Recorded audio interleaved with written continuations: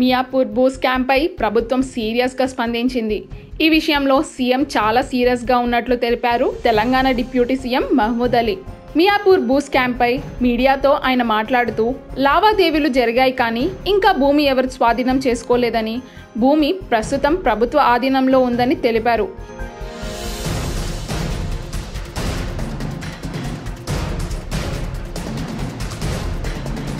ఈ ఘటన తర్వాత వెంటనే మిగతా రిజిస్ట్రేషన్ ఆఫీసుల్లో ఆడిట్ చేయాలని ఆదేశించామని తెలిపారు. అంతేకాకుండా గతంలో చేసిన అక్రమ రిజిస్ట్రేషన్లను రద్దు చేశామన్నారు డిప్యూటీ సీఎం.